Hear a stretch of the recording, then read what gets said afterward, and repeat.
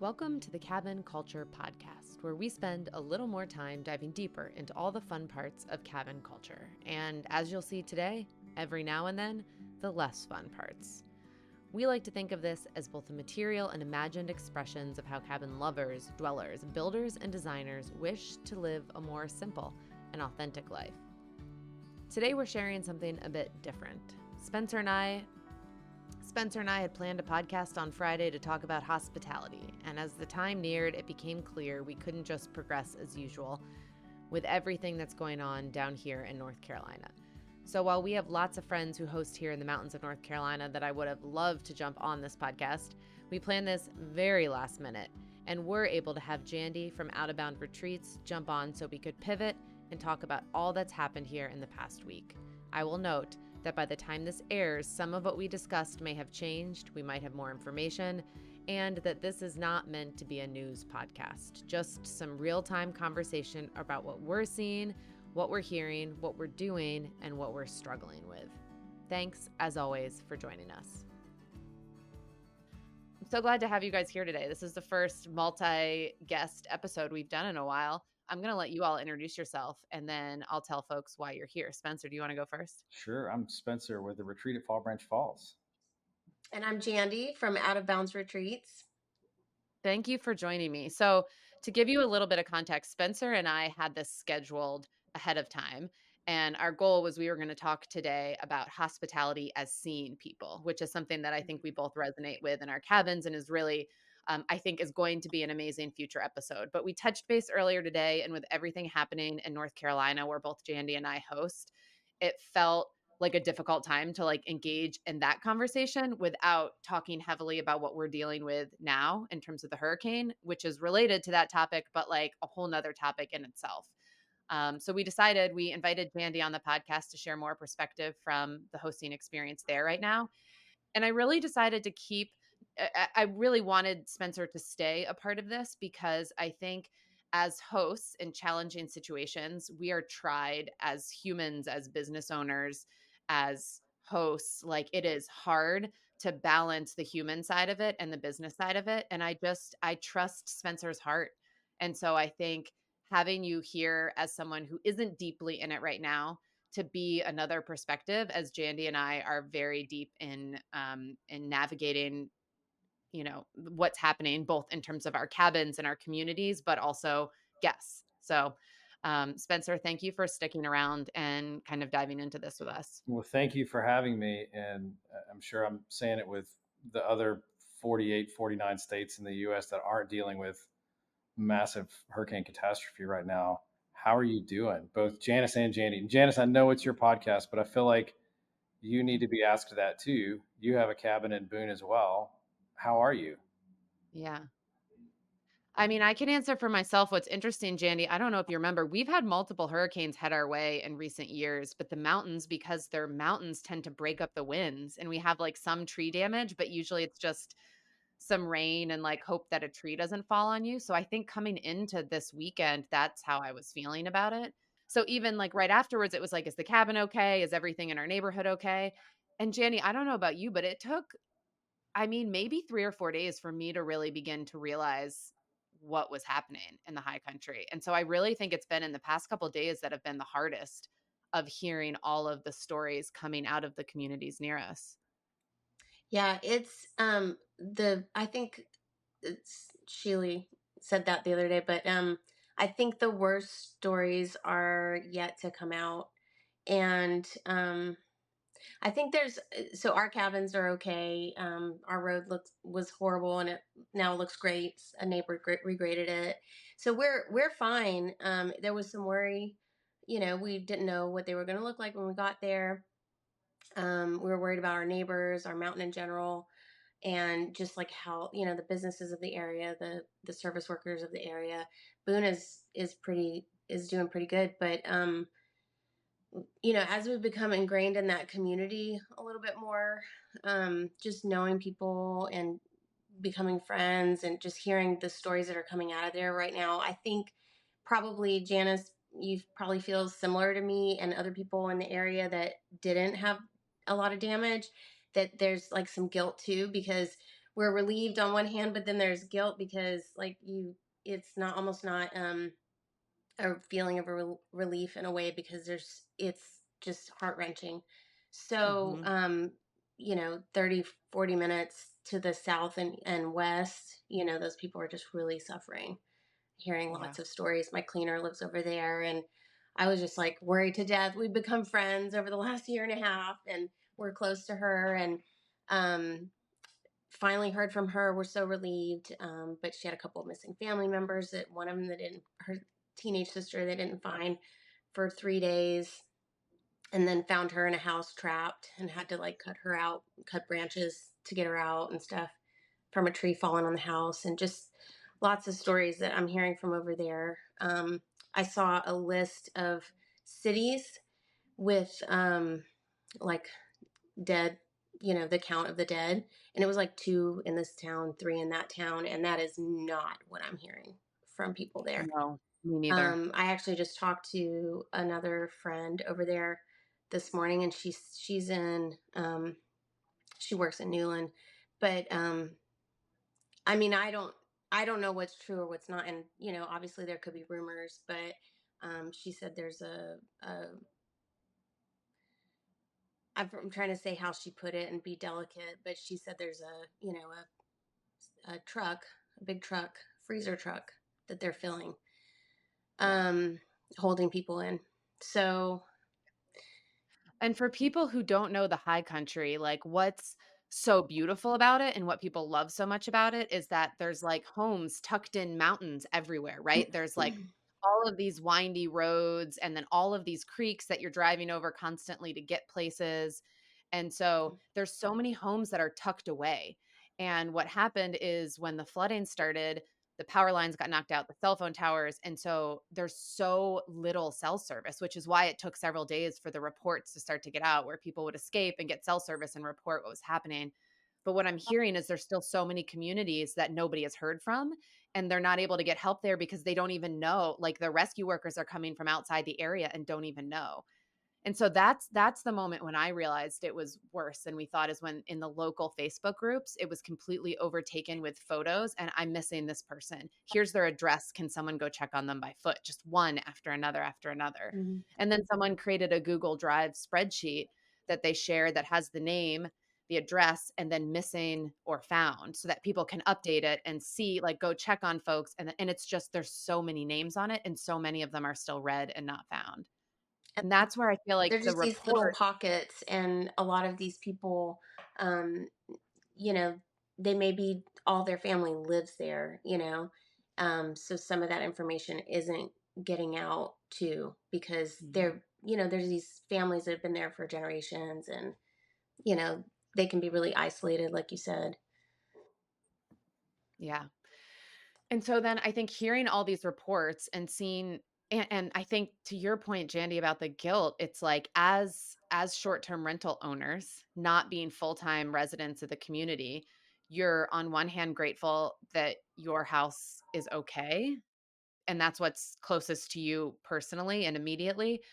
But then with that comes so much guilt around the people who live there full time, I think, Hmm. and are not okay. And I think to your point of like, do we go up and help or do we stay here? Are we in the way if we go? Should Right. we stay away and protect the resources? But also as part of the community, like wanting to be involved in some way, how you navigate that. Exactly. Yeah. And then I think there's this tricky part, and this is what we're here to talk about because most people listening own cabins outside of the high country and are maybe haven't dealt with this yet or have dealt with it in their own way. And there's this tricky world of what does it feel like to host and be a human who cares about your guests and see them as people and run a small business in the Mhm. midst of like this kind of disaster.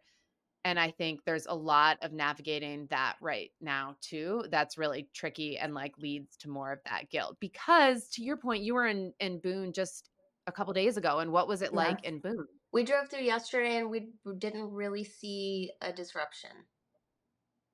I did notice a couple businesses were working on, they probably took a little bit of water and they were cleaning. Um, but I mean, I can't believe how fast they fixed the road. There was a big washout on 105 there, and there was a lane missing. when we went, and then it was there and fixed when Right. we left. So we didn't see any lines at the gas stations. I mean, I think there were like in the first couple of days, but that's because other grocery stores have opened up in the worse off areas. Um, they're able to get supplies there, and so yeah, it's just crazy because of how close it is. But you know, well, where our cabins are, they don't go the other way. Generally, they go into Boone, for Yeah. supplies or restaurant or whatever. Right, and Mhm. each town is so different, and for folks who don't know, like, the Boone, Blowing Rock area, like, it is heavily the economy is heavily based on tourism, Mhm. and so hosting is one part of that, hotels are one part of that, restaurants are one part of that, stores, and what I'm hearing out of Blowing Rock is that they actually didn't get hit that hard, which is great, and that means people are going to work and the stores are open, and there's no one there to shop in Mhm. them. And so if you're waiting tables, you're not making any money. Or if you're a store owner, you're not making any money. And so there's this tricky thing of like, do we want people to come back because that is how our economy runs? Right. Or do we want to keep them away? Like Banner Elk, we're hearing is saying, don't come because they have experienced a lot more damage and need, you know, the resources to rebuild some of that infrastructure. Yeah, there has to be a balance, and I don't exactly know where that is, but I know Oh, we're trying to figure that out. yeah. I Yeah. think one thing to keep in mind is, as you've said, part of the beauty in all these little towns is they're all a little different. They all have their own unique characteristics. They all have their own unique topography, and the storm affected all of them a little differently. Yes. And for sure, the need right now is dig out, get everyone safe, get the fundamentals, food and baby formula and diapers and water and medical attention and all that stuff. Get that taken care of. Yeah. And Mhm. it's heartwarming to see that there is quite a lot of resources going to that right now. I mean, Yeah. I feel like you can scroll through your phone, at least my feed. It's just like one story after another of donation drives and people heading out there. And we had somebody swing by our office a couple hours ago just to pick up a bunch of stuff to take it up there. And we're in Chattanooga, Yeah. which that's That's good to amazing. hear.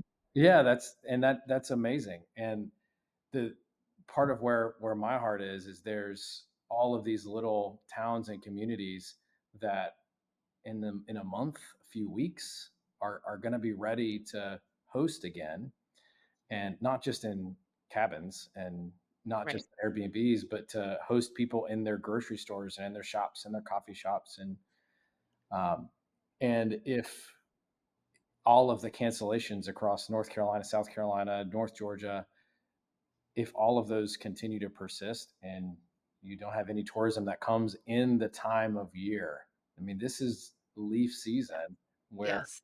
for everyone around here, it's the highest part of the year. Yeah. If all of that goes, all that economy goes away, we're almost doing quite a bit of damage to ourselves by not hosting. And so there's got to be, as Jandy said, a balance between please come and visit. Our Mhm. town's going to look a little different for a while, but come anyway, and we'll give you the southern hospitality and the trees that you That's wanted. right. You know, I think one of the most beautiful things I've heard was from Lauren, who hosts at the Hillside House, and all of the hosts in the High Country have been messaging because we're all trying to figure out how do we handle this gracefully, and responsibly, and you know all of that. And she said a lot of her upcoming guests are repeat guests who know and love the area, and they have power, luckily, and they can get there. And they've chosen not to cancel their reservations, and they're coming and volunteering and finding ways that they can help. And I That's think that's the most amazing. beautiful 'cause that's so different than what I'm hearing from some of my guests who are like, "Do you have power?" Things like that, but then their next question is, "Well, is there anything for us to do in the area?" And that's hard to answer because it's not gonna look the same, to your point, Spencer, as it might have a week ago, but it doesn't mean that the businesses that aren't open don't need you, and so to hear that they were choosing to come and be like, "You know what? I'm willing to give up my vacation and instead just volunteer," supports the hosts and the community at the same time. I just thought that was really beautiful. and even if you don't want to volunteer, if you do want to volunteer, great. That's But right. That's right. if you don't want to volunteer and you want to come spend $25 at the coffee shop and $50 at the antique store, those communities need that now more than ever. Yeah.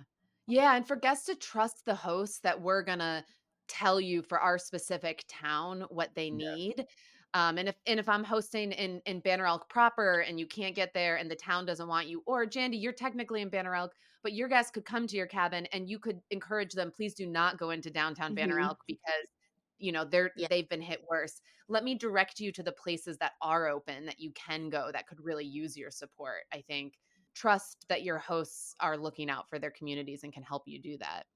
I think communicating with the host is got to be the number one thing. Reach out. If you have a booking already in October or November in a town that was hit, reach out. Yeah. Hey, is it, can we still come? If so, great. Set your expectations that it's going to look and feel a little different. Put a smile on. Go be part of that community right now when they're struggling and when they need you. Yeah. Yeah, Jandy, what was your experience like right after it happened? Because you have multiple places, so you have twice the guests. We only have one place there. Probably had to navigate this. October is fully booked for almost every cabin up in Hmm. the mountains. It is just back to back booking. So what was that initial response like when it hit from your guests? Most people actually reached out and just expressed concern and heartfelt, ideas on, like, we're trying to help out in some way, or what have you. But I got a few people like, well, I'll just see if I can schedule a helicopter to go in there if you don't refund me my money. And I'm just like, well, we don't need you to come. It's all right. Yeah. To Yeah.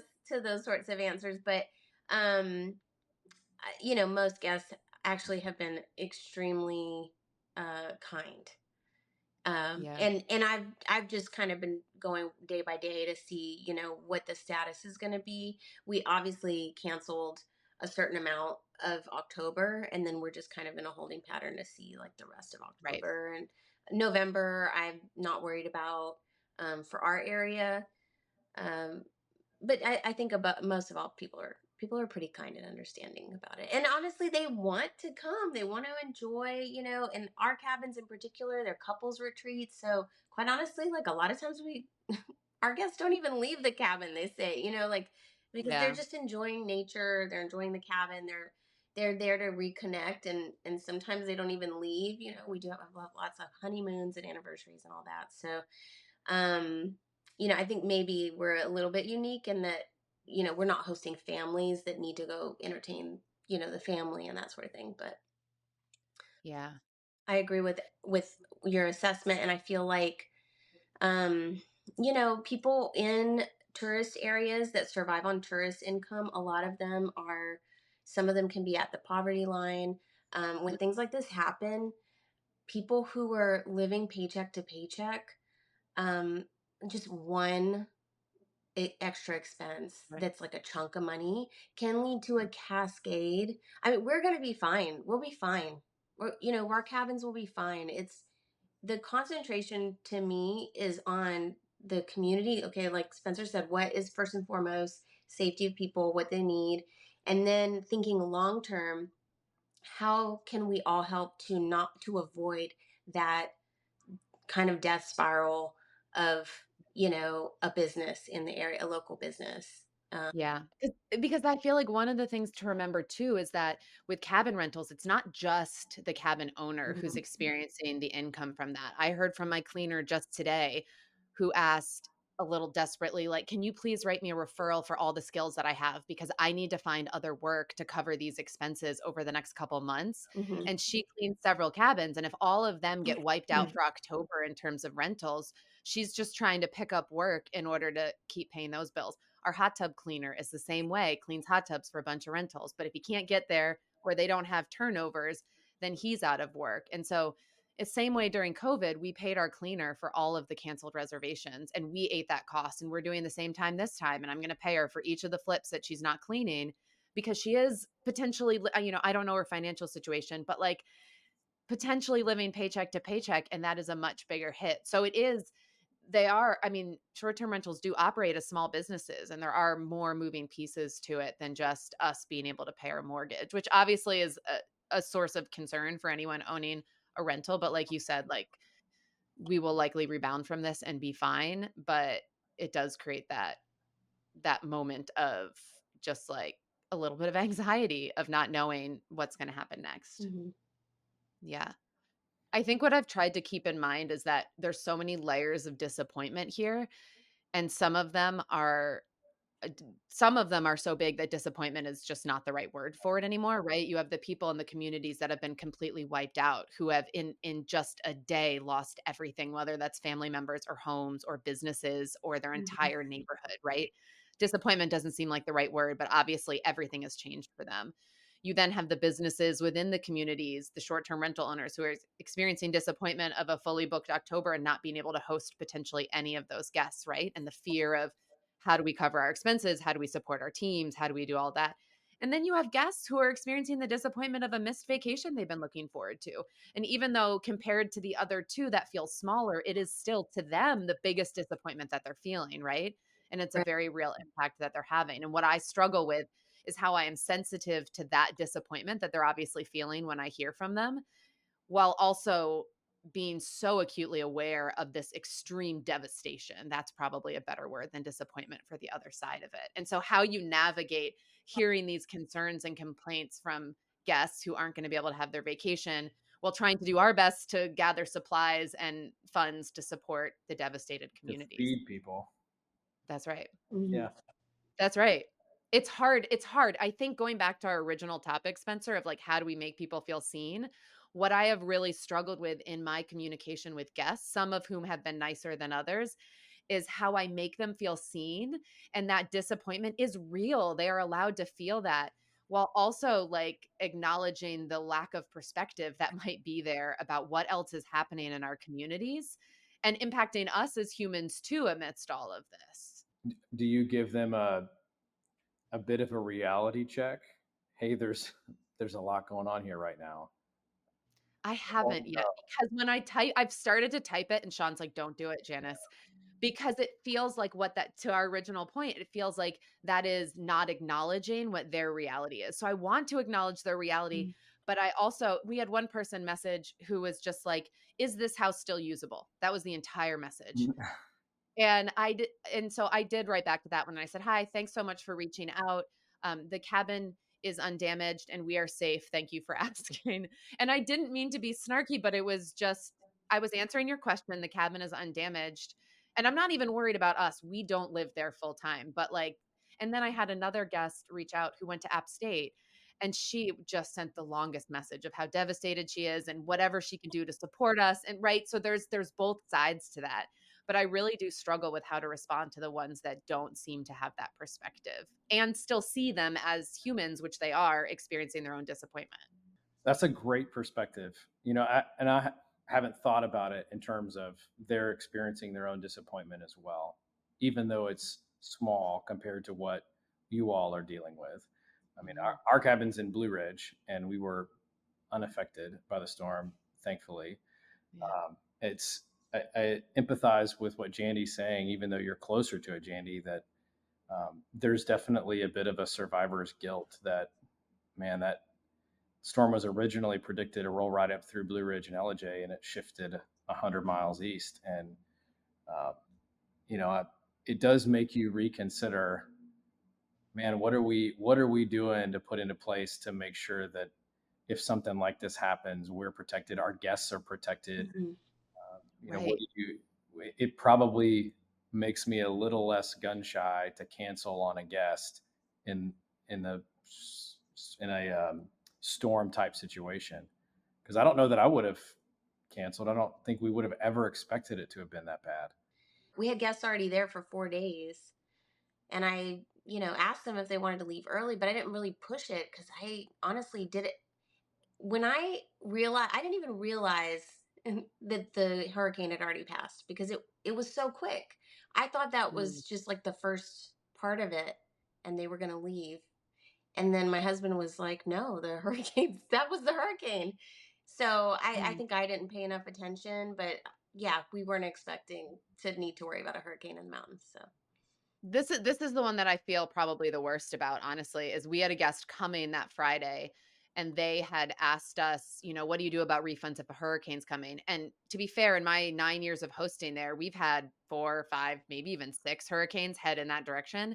And all of them have been a lot of rain, some downed trees, but the mountains kind of killed the speed of the hurricane. So it downgrades and it's not that big of a deal. I hadn't even heard about it till she messaged me. And then she wanted to cancel. And I said, "You're welcome to cancel, but if you didn't purchase trip insurance, we can't offer you a refund." So in retrospect, I'm very glad they didn't come, Mhm. and I would handle it differently now knowing what I know. But in that moment, we have every time snow is threatened in the mountains, we have guests who want to cancel. Every Yeah. time there's a storm that's threatened, guests want to cancel. And this is where there's the tricky part of like, it is a business. And if every time that happened, we gave a full refund, it would be very hard to stay in business and make it profitable and worth it. Right. And so that's probably my biggest regret, but it came from a place of just not knowing that this one was going to be different. And that's what everyone has said, is that nobody expected this was going to be what it was. So it does make me think differently about it in the future, but I'm also not a meteorologist. So how do I know? And that's the tension. How do I know when it's okay and when it's not, right? And when to like tell them not to come and just forfeit the money myself, and then when not to. I don't know that there's a good answer for that. I think you have to use a judgment call for that, and that's why trip insurance is there. And we are guilty of giving refunds all the time for any reason that anyone makes up. And that's just kind of how we operate. And great, it's another weekend at the cabin for us. And we probably shouldn't operate that way, but all the time we often do. Um, so it's a good question, Janice, and I don't know how to answer it other than everyone has to make up their own mind and set a precedent of how you're going to operate and Yeah. go about it like that. And then it's tricky because one of my guests is an Airbnb host, and she was very kind until she decided she wanted to cancel. And her stay is 9 days from now, I think. And I told her if the cabin was not, if we didn't have power and it wasn't accessible, we will happily refund her. But that would be closer to the date of the stay. We wouldn't refund her now because we just don't know if it will be usable. And at that point, she got very angry and she hosts at a cabin. And that's when she hosts, I think, more similarly to you, Spencer. I am a bit more rigid about our cancellation policy, and that might just be from 9 years of having a lot of It's cancellations. probably from real life experience. Yeah. Yeah, I just realized we couldn't do it Yeah. all the time like Yeah. that, and it didn't work. And she got very angry and said, "I've always refunded guests when a storm is coming." And I respect that she can make that choice for her business, but it is hard because we all have to make different choices. And the choice that she makes for her business, she shouldn't hold you to that same level of accountability when she Right. selected no insurance and here's our cancellation policy. Right. But here's the thing that's tricky about Airbnb that I'm struggling with, because Airbnb prides itself on being humans hosting, right? Like we're sharing our homes. That's what makes it different. And and that also leads to inconsistency because we're all different humans running our businesses in slightly different ways. And so then when that guest called Airbnb and Airbnb gave them a full refund, but I gave them a full refund, they forced us to give them a full refund against our cancellation policy before we knew if it would impact the stay, right? And what that made me feel like, I could just imagine the phone call between Airbnb and that guest, and the guest is very mad. And so Airbnb says, "I'm so sorry the host is not willing to refund you. Let me see what I can do for you." And they have put themselves in a position where they get to be the good guy. They have the Mhm. control and can force me to refund them, and they look good, but they're not shouldering any of that cost. They're forcing us to. And they're an $87 billion company, and they're not covering any of it. And I think what I resent the most is not financial, it's the way they're making me look like a bad guy for having a policy about cancellations for my business. I think that's what I feel that like is the trickiest, because as a human, of course I want to refund everyone. If I could afford to do that, that would be my preference to do that. And one day you may be in that situation where that might be easier for you. I know for me, I'm a little bit more strict like you are, but simply because we still have builds happening and it's an ongoing investment, and so everything we make from our cabins is going into our new everything is going into our new build. Yeah. So it's tight, it's going to be a thing losing October, right? It's the biggest month of the year.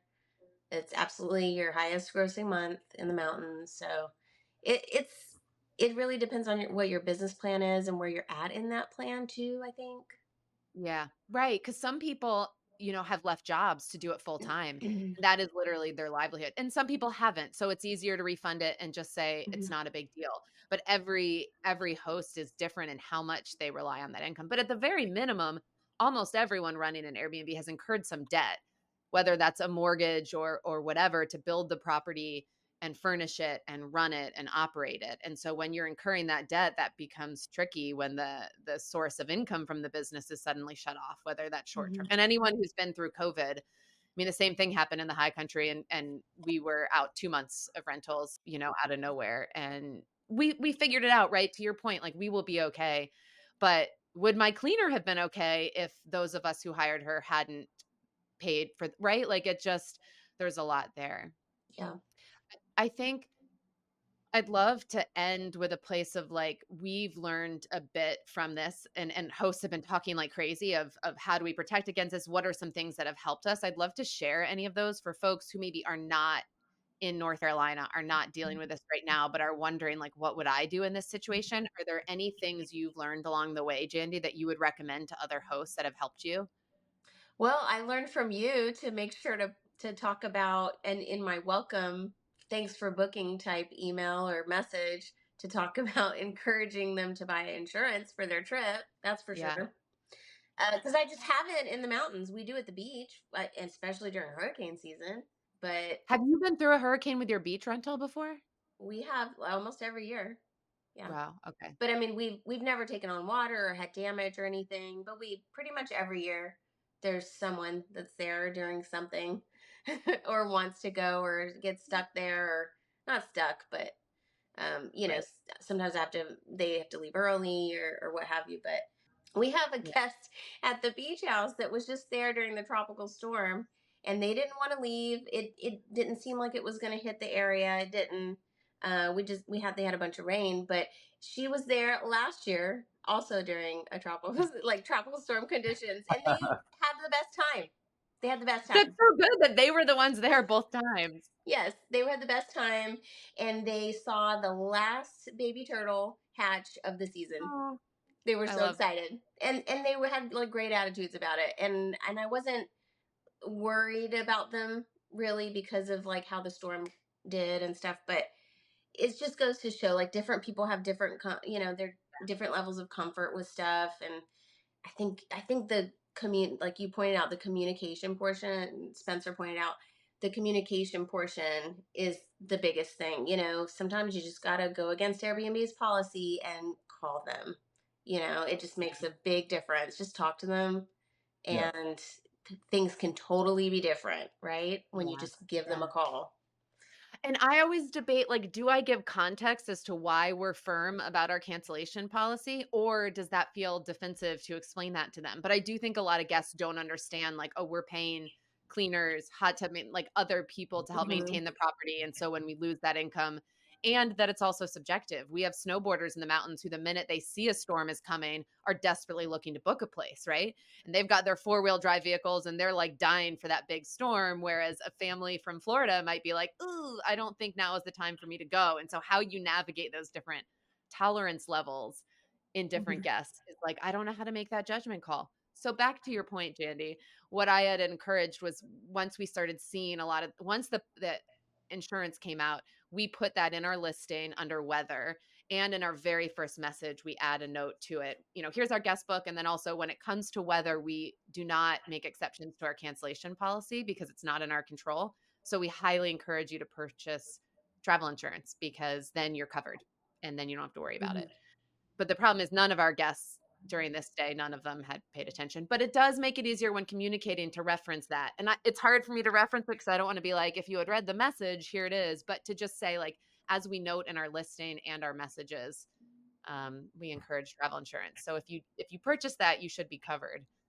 Another thing that a lot of folks in the chats that I've been in are talking about is loss of rental insurance. So if you don't know about that, I didn't learn about that until a couple of years ago, but talk to your insurance agent and make sure that you have on top of your typical homeowners. It costs like almost nothing to add on, but if anything happens to your home and you aren't able to rent, you then can get paid each month for the reservations that you had booked already. Hmm. The only thing to note that we're learning that I didn't know is that I believe I'm still waiting to hear confirmation from my insurance agent, but it doesn't apply if your house wasn't damaged. So you have to be filing a claim at the same time for damage on the house to Yeah, then claim the loss of rental. that's the tricky part because I mean, if your road is damaged, it's still not Right, your house. It's not right. covered. But still good to know in Yeah. case your house is damaged, Yes. then it's not a double whammy. Yeah.